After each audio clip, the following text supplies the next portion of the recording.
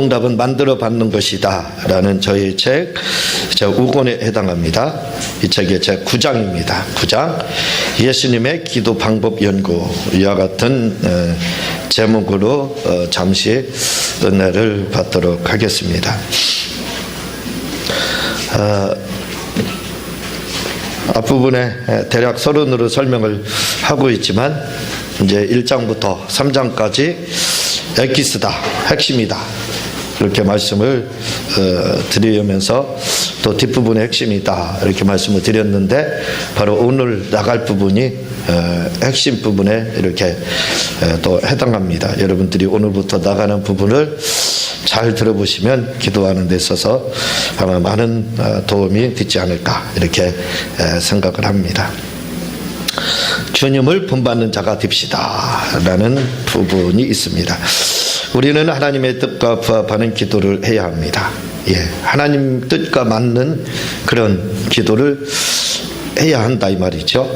그래야 응답을 받을 수 있습니다. 그런데 이렇게 하나님의 뜻과 부합하는 기도를 하기 위해서는 먼저 우리가 알아야 할 것이 있습니다.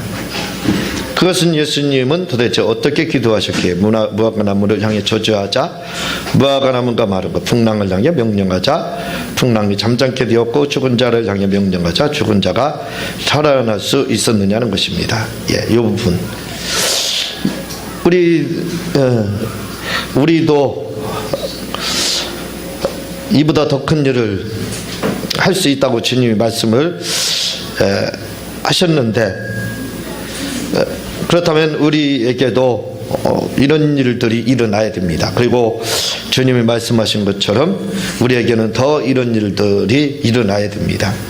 근데 그렇지 못한다 이거죠. 그렇지 못할 때가 더 많다 이겁니다. 왜 그러느냐 이거죠. 무엇 때문에 왜 우리에게는 이런 역사들이 일어나지 않느냐 이겁니다. 우리는 아무리 기도해도 이런 일들이 잘 일어나지 않는데 말입니다. 그런데 도대체 주님은 어떻게 기도하셨기에 이런 일들이 일어날 수 있었느냐는 것입니다. 이게 우리의 궁금증, 의문점이죠. 왜 주님과 우리는 다를까? 주님은 되는데 왜 우리는 되지 않을까? 그런 문제들. 우리 주님은 우리에게 더 큰 일을 할 수 있다고, 더 많은 일들을 할 수 있다고 이렇게 말씀을 하고 있습니다. 그래서 우리가 살아가면서 사실은 주님보다 더 많은 응답을 받아야 되고 더 이런 표적들을 더 많이 체험을 해야 됩니다.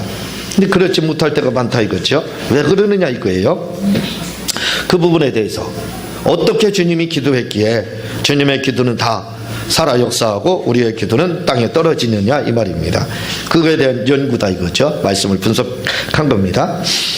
만약 우리가 주님이 어떻게 기도하셨는지 바로 알 수만 있다면 우리도 주님처럼 기도하고 선포하면 아마 그대로 다 이루어지게 될 것입니다. 그래서 본장에서는 주님이 어떻게 기도했기에 이런 표적들이 나타날 수 있었는지 자세히 살펴보는 시간을 가지려고 합니다. 이제 어떻게 주님이 기도했기에 주님에게는 이런 일들이, 우리에게는 이런 일들이 일어나고 우리에게는 일어나지 않느냐, 그걸 한번 분석을 해보자는 겁니다. 에베소 5장 1절을 보면 그러므로 사랑을 입은 자녀같이 너희는 하나님을 본받는 자가 되고 라고 말씀하고 있습니다. 사랑을 입은 자녀같이 너희는 하나님을 본받는 자가 되고, 여기서 하나님을 본받는 자가 되자라고 할 때 본받다라는 말은 헬라어로 미메테스라는 말로 되어 있는데, 이 말은 흉내내다 라는 말로 되어 있습니다. 흉내내다, 미메테스. 에베소 5장 1절은 굉장히 중요합니다. 신앙생활하는 데 있어서 우리가 신앙의 성장, 어떻게 하면 신앙 성장이 이루어지느냐 할 때도 굉장히 중요합니다. 어떤 분들은 신앙이라는 것은 성장하는 것이다 이렇게 이야기하는데, 저는 그것을 부인했습니다. 믿음이라는 것은 성장하는 것이다, 믿음은 성장해야 된다, 그게 무슨 말인가는 이해는 할 수 있습니다. 그러나 저는 아니다, 믿음이라는 건 성장하는 것이 아니다.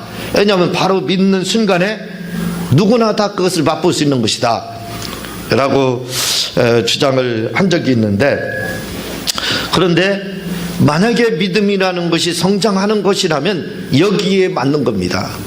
다시 말하면 성장한다는 말도 틀린 말은 아니라 이거죠. 왜 그러냐면 바로 이 믿음이 성장한다는 것은 뭐냐면 미메테스가 된다는 말입니다. 미메테스. 이 말을 여러분들이 잘 기억을 해주면 굉장히 좋습니다. 제가 퍼즐 흐레마 성경 아카데미 이렇게 이야기를 하고 있고, 그리고 8권부터는 수학적 성경 공부, 이제 제가 펼치고 하는 그 성경 공부가 수학적 성경 공부다, 이렇게 이제 이야기를 하고 그 책을 제가 썼는데, 이 퍼즐 레마 퍼즐 맞추기 게임 있죠. 레마라는 뜻이거든요. 이 레마라고 이야기를 하는데, 왜 이렇게 말씀을 드리냐면 성경을 관통하는데, 꿰뚫어 보는 데는 여러 가지 방법이 있습니다. 그 중에서 성경을 천독을 하는 방법도 있지만, 그러나 천독을 하지 않고도 얼마든지 쉽게 성경을 꿰뚫을 수 있다 이거죠. 내 마음대로 성경을 알 수 있고 볼 수 있는 방법이 있습니다. 그게 이제 제가 혼자 개발한 20년 동안 연구하고 개발해서 한 것이 바로 퍼즐 흐레마 그대로입니다. 그게. 그러니까 이런 낱말들, 이런 그 단어들을 그것만 꿰뚫자 이겁니다. 우리나라가 아니라 교회에서 사용하는 단어들이 과연 몇 단어나 사용하느냐 이거예요. 근데 대부분의 이 사용하는 단어들이 한정되어 있습니다. 정해져 있어요. 그 많은 교회에서 목사님들이 설교를 죽을 때까지 하죠. 그리고 여러분들도 죽을 때까지 설교를 듣고 신앙생활을 하고 이야기를 합니다. 근데 그 이야기의 테마가 뭐느냐 이거예요. 그 주제를 보게 될 때 다 겉돌고 있습니다. 겉돈다는 말은 나쁜 의미가 아니라 거기서 거기다 이거지요. 항상 사용하는 단어는 정해져 있습니다. 찬양하자, 기도하자, 전도하자. 그거 왜 몇 마디 더 얼마나 많이 쓰입니까? 교회에서 사용되는 단어들이 의외로 여러분들이 그렇게 많이 쓰이지 않습니다. 그래서 이 단어들, 이 교회에서 사용하는 단어들만 입체적으로 여러 각도로 꿰뚫자 이겁니다. 그러니까 그 하나의 단어를 알기 위해서 책도 좀 보고 성경에서 뭐라고 하는지도 보고, 그리고 국어사전적인 단어의 뜻도 좀 알아보고, 또 헬라어 원어적인 뜻도 알아보고, 교회사적 역사론적으로도 그 단어를 한번 분석을 해보는 겁니다. 그러면 그 단어의 개념이 정확하게 나오게 된다 이거죠. 근데 그 단어들이 우리가 생각하는 것처럼 만 단어, 대학을 졸업하면 5,000단어, 대학원을 졸업하면 8,000단어를 고급 단어 8,000단어까지 사용한다는, 그리고 평민이 사용할 수 있는 단어는 400단어라는 겁니다. 근데 예수님이 사용하신 사복음서에 나오는 단어들이 총수가 얼마나 되는 줄 아세요? 얼마나 될까요? 맞추면 제가 10원 드릴게요. 얼마나 될 것 같아요? 놀랍게도 사복음서에서 쓰인 단어의 수가 400단어라는 겁니다. 예수님이 쓴 단어가. 그러니까 그것은 평민들, 그리고 노예들, 이런 누구나 통용될 수 있는 그런 단어들, 그걸 사용했다는 겁니다. 400단어. 우리가 보기에는 굉장히 많은 단어들이 사용되는 것 같은데 언어 분석학자들은 말합니다. 400단어를 넘지 않는다는 거예요. 그래서 또 조영기 목사님은 뭐라고 말씀하시냐면, 외국에 가서 영어를 구사하는데 400단어만 알면 마음껏 설교할 수 있대요. 400단어. 그분 영어 프로입니다. 프로. 여러분들이 CTS나 CBS 이렇게 보시면 영어로 설교하시는 장면들이 가끔 나오잖아요. 영어 우리나라에서 아주 굉장히 잘하는 목사님입니다. 그런데 그분이 말씀했어요. 400단어만 알면 마음껏 영어 설교를 할 수 있고, 그리고 또 해외 가서 이야기하는데 지장이 없다는 겁니다. 400단어를 잘 연결시키지 못하고 구사하지 못한다는 거예요. 그런데 예수님이 사용한 그 사복음서도 400단어밖에 안 된다는 거예요. 영국의 어떤 감독이, 프랑스가 어디에 있던 감독이 영국에 가서, 프랑스가 아니라 스페인인가요? 감독했던 사람이 영국 프로팀을 맡게 됐습니다. 근데 이 감독이 영어를 전혀 못해요. 근데 뭐라고 그랬냐면, 영어는 100단어만 알면 된다, 이렇게 말했어요. 그러니까 네티즌들이 또 댓글을 달면서 비평을 하는 거예요. 아니 도대체 100단어 가지고 어떻게 감독 짓을 할 수 있느냐고. 감독 일을 할 수 있다는 겁니다. 100단어면 된다는 거예요. 근데 그건 모르겠어요. 100단어면 되는지 안 되는지 저는 잘 모르겠지만, 어쨌든 400단어만 알면 영어도 마음껏 구사할 수 있다는 겁니다. 영어 설교까지도 할 수 있다는 거예요. 그게 가능해요. 왜냐하면 사복음서에 나와 있는 단어들이 400단어밖에 안 된다는 거예요. 단어수리요. 그런데 이 단어수 400개만 그러니까 꿰뚫게 되면 신구약을 간통하는 겁니다. 너무 쉬운 거예요. 왜? 그것이 퍼즐처럼 400단어가 다 연결이 되어 있거든요. 그것만 자세히 보게 되면, 그것만 입체적으로 400단어를 꿰뚫게 되면 성경을 자유자재로 볼 수 있습니다. 근데 제가 연구한 건 250단어예요. 250단어를 저는 가지고 있습니다. 250단어를 입체적으로 연구를 했어요. 그러니까 250단어를 자유자재로 꿰뚫 수가 있어요. 그 정도만 하더라도 그래도 많은 사람들에게 도전을 줄 수 있습니다. 그 별거 아니에요. 250단어. 그런데 실제적으로 교회 안에서 사용되는 단어의 수는 몇 개나 될 것 같아요. 제가 한번 노트에다 써보니까 60단어 정도밖에 안 됩니다. 교회에서 우리가 그렇게 말을 많이 하고 하지만, 우리가 구사하는 단어 수는 교회에서 날마다 쓰는 단어들 있잖아요. 60단어를 넘어가지 않습니다. 그러니까 사실 뭐냐면 60단어만 여러분들이 그걸 입체적으로 보고 깨뚫게 되면 자동적으로 성경은 그냥 뚫리게 돼 있다는 거예요. 어디 가서 물어볼 필요도 없고 지도자가 될 수 있는 겁니다. 근데 우리가 그걸 하지 못해요. 그만큼 그 연구를 하지 않는 거죠. 그렇게 보더라도 성경을 역시 꿰뚫어 볼 수 있는 그런 그 해안을 가질 수가 있게 되는 겁니다.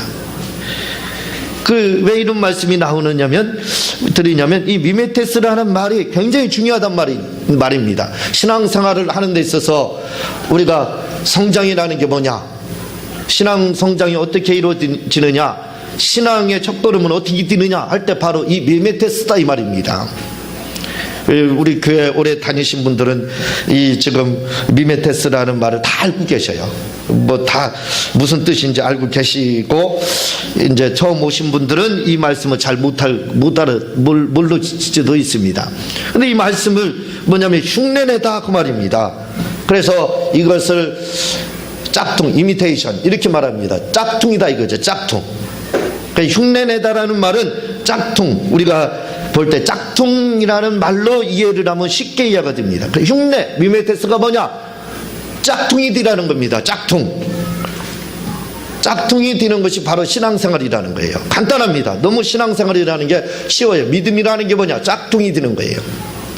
미메테스가 되는 겁니다. 본받는 거 뭐냐? 그걸 헬라어식으로 해석하면 흉내내는 겁니다. 흉내내는 삶, 누구를, 예수님을 흉내내는 그러한 삶이 바로 그게 짝퉁의 삶입니다.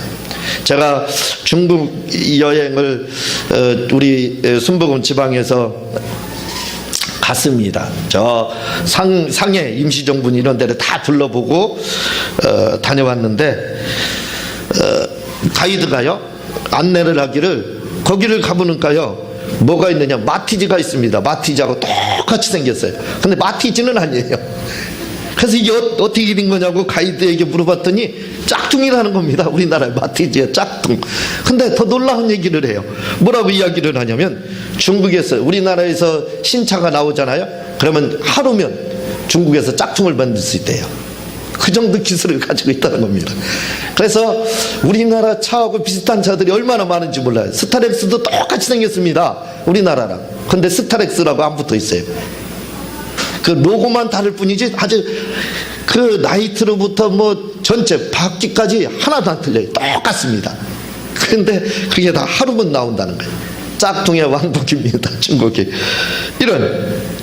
이런 그 정도로 다 짝퉁은 잘 만들어내요. 그런데 이게 조금 더 나갑니다. 나가게 되면 다니엘서 12장 4절에 보게 되면 마지막 때에 대해서 다니엘에게 주님이 말씀하신 게 뭐냐면, 주님이 마지막 때에서 사람의 왕래가 빨라지고 지식이 더해진다 이렇게 말을 하고 있습니다. 그러니까 왕래가 빨라진다는 것은 이제 고속전철이 막 나오고 있잖아요. 지금은 로켓 항공이 나온다는 겁니다. 그래서 우리나라에서 프랑스니 뭐 미국 가는데 지금 막 12시간 이렇게 걸리는데 딱 반 6시간이면 떨어진다는 거예요. 로켓 속도로 다 간다는 겁니다. 이게 왕래가 빨라지는 거예요. 그러니까 종말의 징조 중에 하나가 뭐냐면 이 왕래가 빨라지는 지금 그런 시대가 됐습니다. 그리고 또 한 가지는 뭐냐면 지식이 더해진다 이거죠. 그래서 마지막 때가 되면은 무슨 이야기가 나오냐면 하나님이 어디 계시냐? 하나님이 어디 계시냐? 왜? 사람의 기술이 그렇게 뛰어납니다. 하나님만이 하실 수 있는 것까지 해요. 그 정도로 이제 기술이 발달하게 됩니다. 어디까지? 바로 영혼 없는 사람이 돌아다니는 데까지 발달하게 됩니다. 그때가 되면 이제 끝이다 이렇게 보면 되는 거예요. 제가 그 써니라는 요즘 막 대흥행을 이루고 있는 그 영화 있잖아요. 써니요. 관훈상제 에서 여기다 티켓을 무료 영화 상영권을 놓고 갔습니다. 그래서 저는 그걸 잘 봐요. 무료로 가서. 그래서 그걸 봤습니다. 굉장히 재밌더라고요. 그래서 제가 갔다 오는 집사람한테 당신의 전적은 어떠냐고 물어봤어요. 그 여자들이 고등학교 시절 언제냐면 노태우 전두환 정권 그 시절입니다. 제가 고등학교 1학년 때까지는 검정 교복을 입었어요. 2학년 때부터 두발 자유, 교복 자유, 신발 자유가 돼서 완전히 우리는 그 머리도 기르고 옷도 집에서 입는 옷 이런 캐주얼복 그런 거 입고 그리고 또 신발도 자유롭게 이렇게 신고 그렇게 2학년 때부터 이렇게 했습니다. 교복을 마지막 입어본 세대예요, 제가요. 그런데 그 드라마에서 그 영화에서 뭘 이야기하냐면 미래에 대해서 그 여자가 이야기를 합니다. 그때 당시는 학생이죠. 통화를 하면서 미래에는 개인별로 전화가 있을 것이고 그리고 그걸 들고 다닐 수 있을 거다. 무전기처럼. 그리고 영상으로 보면서 통화를 할 수 있는 시대가 올 거다 그랬어요. 그게 불과 20년, 30년 전이죠. 근데 지금 그런 시대가 벌써 이미 도래하고 지나갔지 않습니까? 그와 마찬가지로 앞으로 이 종말이라고 하는 것이 우리에게 닥쳐옵니다. 종말이 우리에게 온다 이거죠. 근데 이 종말의 시대에는 이제는 영혼 없는 사람이 돌아다닌다 이거죠. 이 영혼 없는 사람이라는 존재가 어떤 존재냐? 복제인간이 돌아다닌다 이 말입니다. 지금 법으로 다 금지를 해서 그렇지만 이 어쩔 수 없어요. 불법을 행하는 집단들이 얼마나 많이 있습니까? 국제법이 통하는 나라가 우리나라는 통할 수 있지만 저 북한만 하더라도 저 이슬람권만 해도 안 통해요. 법이 안 통합니다. 터키라는 지역도 불법이 성행하는 지역이래요. 법이 안 통하는 나라가 바로 그 터키, 이슬람권에서는 가장 선진국이잖아요. 그렇습니다. 그러니까 단속이 안 되는 거예요. 아무리 금지를 한다 할지라도 벌써 어쩌면 복제인간이 만들어졌을지도 몰라요. 그 복제인간들이 나오게 돼 있습니다. 그게 마지막 지식이 더해짐으로. 그래서 그게 나오게 되면 결국은 뭐가 되냐면 영혼 없는 사람들이 돌아다니는 시대가 와요. 이제 그때가 도래한다 이 말이에요. 이 마데테스, 이 짝퉁이라 이 말입니다. 신앙생활이라는 것은 바로 짝퉁. 그럼 뭐냐? 흉내 내는 것부터 시작된다 이거죠. 신앙생활이 어떻게 시작됩니까? 흉내입니다. 그러니까 신앙생활을 잘하는 사람은 어떤 사람이냐? 믿음이 급속도로 성장하고 나오자마자 성령 받고 불 받고 막 은사 받는 사람 어떤 사람이냐? 다른 사람을 잘 쫓아서 하는 사람입니다. 방언을 옆에 있는 사람이 말하면 나도 방언은 말해야겠다 해서 쫓아가는 사람은 볼 거 없어요. 그날 방언 말합니다. 오늘 교회에 왔다 갈지라도 바로 그날 말을 해요. 그게 바로 믿음. 이 세상 말로 하면 그걸 용기라고 합니다.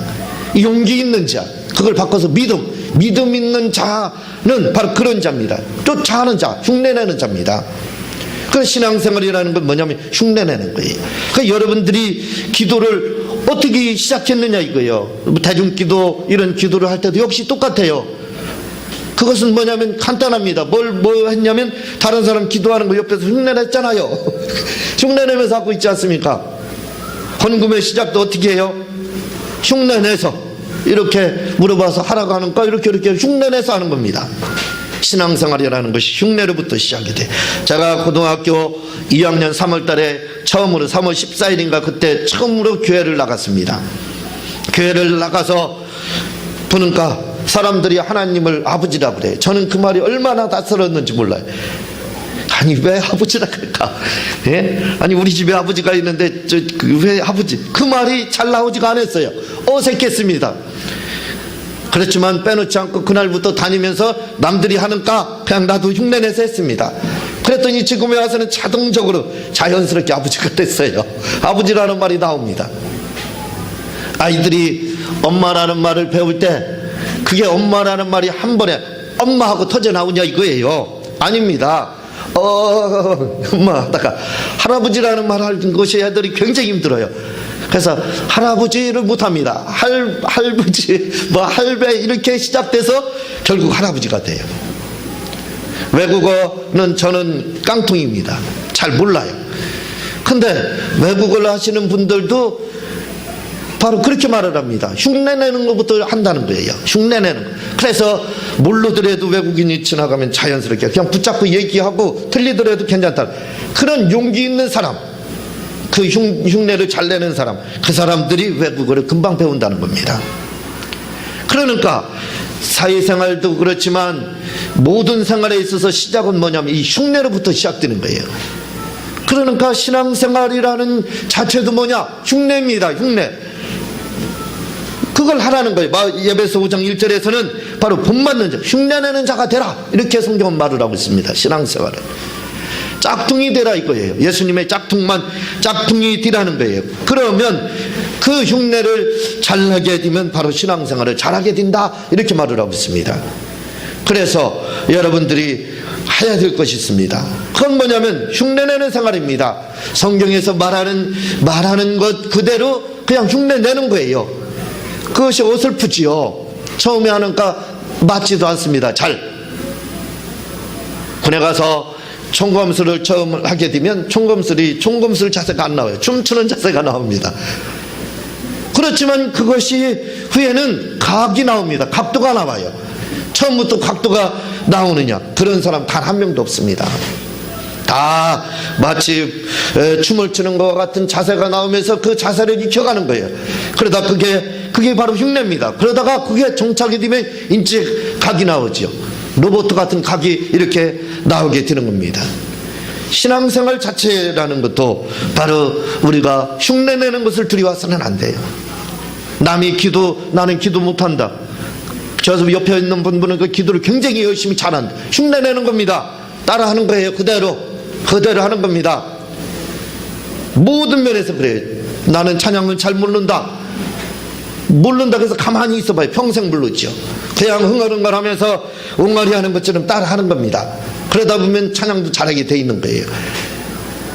모든 면이 다 신앙생활이 그렇습니다. 그래서 신앙생활이라는 것을 뭘 말을 하냐면 그 출발선이 바로 흉내내다라는 말로 시작이 됩니다.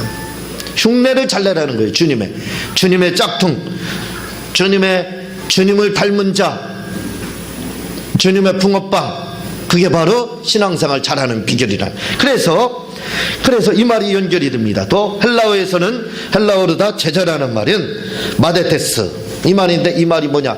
담다라는 뜻을 가지고 있어요. 담는 겁니다. 어떻게 담느냐? 흉내내서 담는 거예요. 흉내내다 보면 담는 겁니다. 그게 바로 신앙생활이에요. 그러니까 우리가 신앙생활 잘하는 방법은 간단합니다. 흉내만 잘나면 바로 신앙생활은 누구나 잘하게 돼 있어요. 그래서 신앙생활의 멘토가 굉장히 중요한 거예요. 어떤 사람에게 배웠느냐, 어떤 사람에게 지도를 받았느냐, 어떤 사람의 신앙을 모델로 삼아서 흉내를 냈느냐, 그에 따라서 그 사람의 신앙생활도 역시 비슷해진다 이거죠. 그러니까 선임이 그 멘토의 신앙생활이 별 볼 일 없이 하나님 앞에 열정적이지 못하고 하는 그런 사람을 멘토로 삼으면 그 사람은 볼 거 없어요. 또 교회에서 문제를 일으키는 사람들의 그러한 신앙생활을 멘토로 삼는다, 틀림없습니다. 내가 열정적으로 신앙생활하는 사람을 내가 멘토로 삼는다, 틀림없어요. 그 사람은 보나만 합니다. 굉장히 열정적이에요. 그래서 이 흉내내는 것은 굉장히 중요한 겁니다. 오늘부터 여러분들은 중국 사람이 되어야 돼요. 무슨 말이냐면 하루 저녁에 차 한 대를 조립해서 만들어낼 수 있는 그런 모방, 그런 흉내내는 기술을 가지고 있어야 됩니다. 그러나 우리의 그 기술은 누구의 기술? 예수님을 흉내내는 그런 기술을 가지고 있어야 돼요. 그런 사람이 되는 겁니다. 그래서 제자라는 것도 뭐냐면 담는 겁니다. 어떻게 담느냐? 흉내를 내서 담는 거예요. 그게 바로 제자교육입니다. 우리가 언니 주님의 제자가 되자라고 할 때 이 말은 단순히 주님으로부터 지식을 습득하여 배우는 제자가 되자라는 말이 아니라 원어대로 하면 스승을 그대로 빼닮는 자가 되자라는 말이 되는 것입니다. 무슨 말씀인지 이해가 되죠? 스승을 담는 운동, 그게 제자입니다. 우리의 스승이 누구냐? 우리의 멘토가 예수님이에요. 저도 그 멘토가 되지 못하는 겁니다. 예수님 그대로 담는 거죠. 그래서 이걸 이제 교회에서는 작은 예수 이렇게 이야기하는데, 그걸 바른 원어대로 하면 마데테스, 제자 그 말이고, 또 에베소 5장 1절로 표현하면 미메테스가 되자, 바로 그 말입니다. 다시 말해 성경에서 말하는 제자운동이란 주님을 그대로 빼닮는 운동을 말합니다.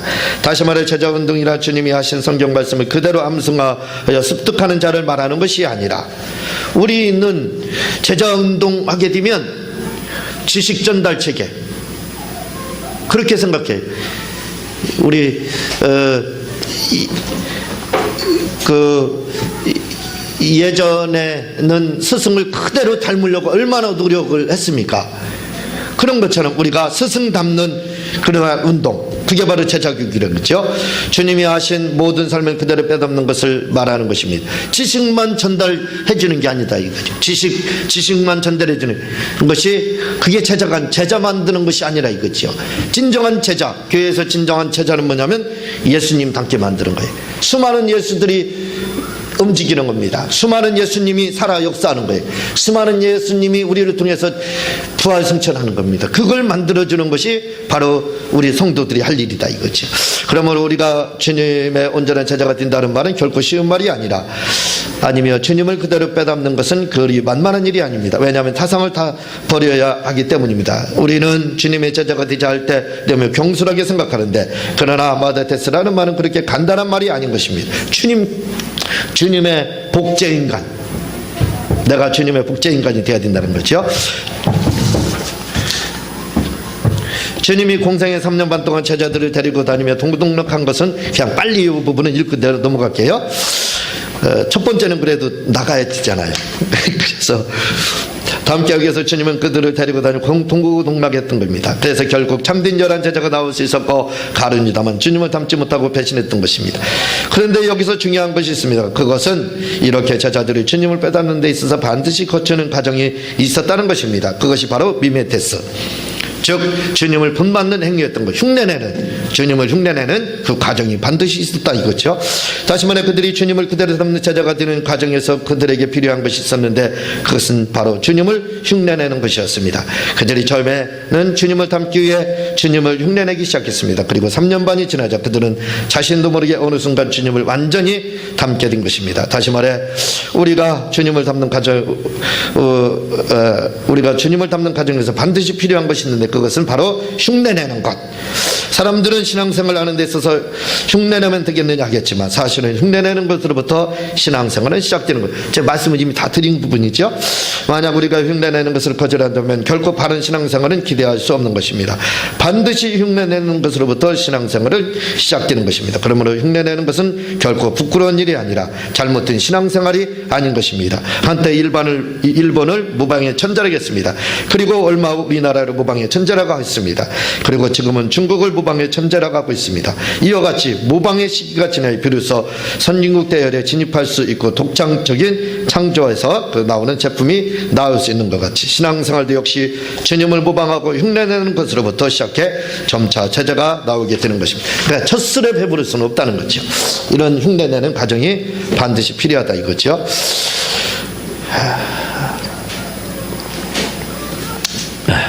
끝까지 읽겠습니다.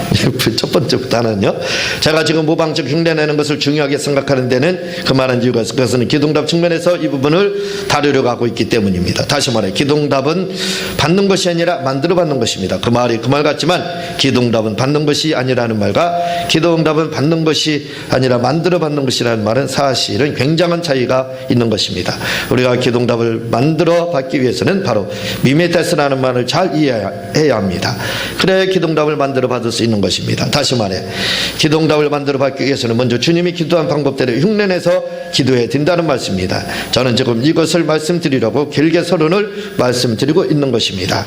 우리가 주님이 하신 기도의 방법을 흉내내자면 아마 낯설고 어색할 것입니다. 왜냐하면 지금까지 우리가 알고 있는 기도의 방법을 포맷시켜야 하기 때문입니다. 그러나 기도응답 받기를 원하시면 어쩔 수 없이 주님이 하신 기도응답 방법을 흉내내야 하는 것입니다. 그러기 위해서는 다음과 같이 기도를 해야 합니다. 이제 첫 번째는 다음 시간에 나가도록 그렇게 하도록 하겠습니다.